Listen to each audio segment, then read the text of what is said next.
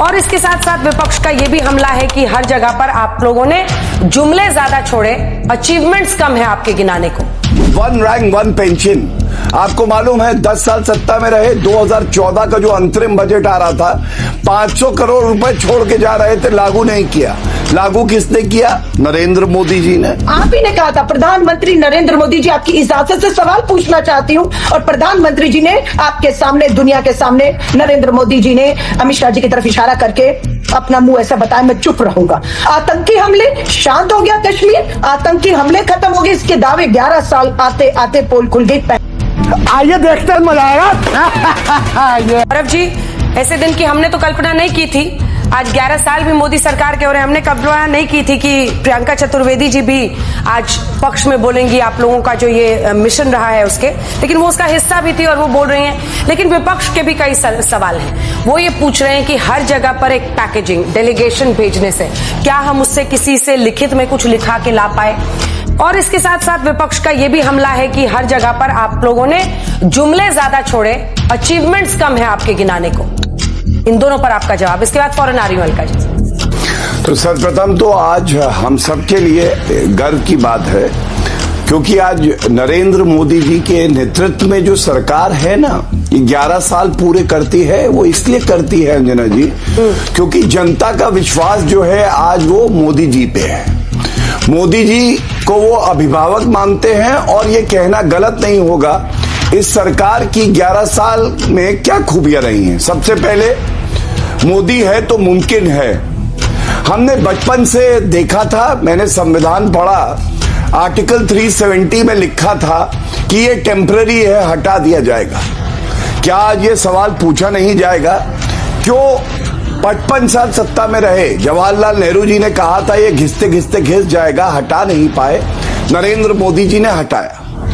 दूसरा, भव्य राम मंदिर, आप देखिए अंजना जी किस तरह से ये लोग तंज कसते थे, मंदिर वहीं बनाएंगे, तारीख नहीं बताएंगे। भव्य मंदिर बनाया गया, तारीख भी इनको बताया गया, ये लोग वहां आए नहीं।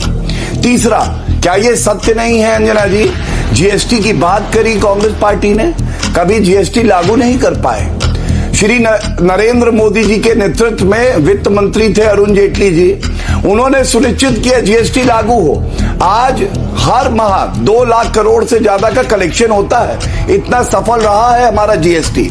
चौथा, वन रैंक वन पेंशन, आपको मालूम है 10 साल सत्ता में रहे, 2014 का जो अंतरिम बजट आ रहा था 500 करोड़ रुपए छोड़ के जा रहे थे, लागू नहीं किया। लागू किसने किया? नरेंद्र मोदी जी ने। कोविड की महामारी आई, आपके चैनल पे अंजना जी हम लोग बैठते थे, कोई भारतीय भूला नहीं है, कहते थे कैसे लगेंगे टीके, भारत तो विकसित देश नहीं है, 200 करोड़ से ज्यादा टीके भारतीय नागरिकों को लगे मुफ्त में, ये कहते थे टीके खराब है, लेकिन हमने कर दिखाया, क्योंकि मोदी जी में ईमानदारी की ताकत है। उनका प्रधानमंत्री, क्या वाकई अलका जी परिपक्वता की कमी, ठीक है गौरव जी मैं आ रही हूँ, परिपक्वता की कमी वो सबसे बड़ी चीज है जिससे आपको एक लड़ाई अपने अंदर पहले लड़नी होगी, क्योंकि ये बात सच है कि पंडित जवाहरलाल नेहरू के बाद नरेंद्र मोदी वो शख्स हैं जो लगातार 3 बार अपने दम पर मैंडेट लाते हैं।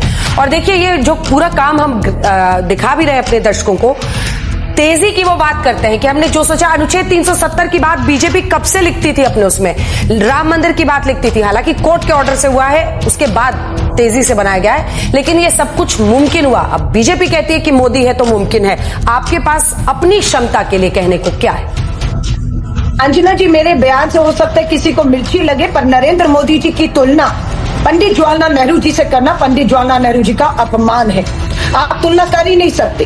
पंडित जवाहरलाल नेहरू जी ने अपने दम पर बहुमत हासिल किया और एक आधुनिक भारत का निर्माण उन्होंने किया। आईआईटी, आईआईएम का निर्माण किया। अब से आईआईटी, आईआईएम में आज 56% पद खाली पड़े हैं। बेरोजगारी का आलम चरम पर है।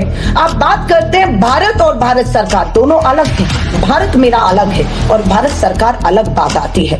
हम भारत सरकार से सवाल करते हैं और आप कहते हैं हम भारत से सवाल कर रहे हैं। नहीं, हम भारत सरकार से सवाल कर रहे हैं। पूछेंगे 2 करोड़ नौकरियां देने का वायदा था, आज बेरोजगारी चरम पर क्यों है? बेटी बचाओ का नारा था, आज क्यों मुजफ्फरपुर में 9 साल की बच्ची और भारत की राजधानी में दिल्ली में भी 9 साल की बच्ची जो है उसका बलात्कार होता है और इलाज की मोहताज रहती है और मौत के मुंह पर। प्रज्वल रेवन्ना, ब्रजभूषण शरण, कुलदीप सिंह सेंगर को संरक्षण देने वाले प्रधानमंत्री नरेंद्र मोदी जी थे। आज ना उनकी जवाबदेही है ना कोई बदलाव है, बदले में सिर्फ प्रचार है, जुमलेबाजी है। आज 11 साल में एक भी प्रेस कॉन्फ्रेंस करने की हिम्मत देश के प्रधानमंत्री नरेंद्र मोदी क्यों नहीं दिखा पा रहे? अंजना जी 17 मई 2019 की प्रेस वार्ता में, पहली और अंतिम प्रेस वार्ता में वो दिखे जरूर थे और आप ही ने कहा था प्रधानमंत्री नरेंद्र मोदी जी आपकी इजाजत से सवाल पूछना चाहती हूं, और प्रधानमंत्री जी ने आपके सामने, दुनिया के सामने, नरेंद्र मोदी जी ने अमित शाह जी की तरफ इशारा करके अपना मुंह ऐसा बताया मैं चुप रहूंगा। आज संसद सत्र बुलाने से वो भाग रहे हैं, आज वो भाग रहे हैं सर्वदलीय बैठक बुलाने से। आज वो मणिपुर जल रहा है 11 साल, अरे मणिपुर में आपकी सरकार, आपके सांसद थे, आज भी मणिपुर जल रहा है। आतंकी हमले, शांत हो गया कश्मीर, आतंकी हमले खत्म हो गए, इसके दावे 11 साल आते आते पोल खुल गई, पहलगाम गए आतंकी हमलों पे।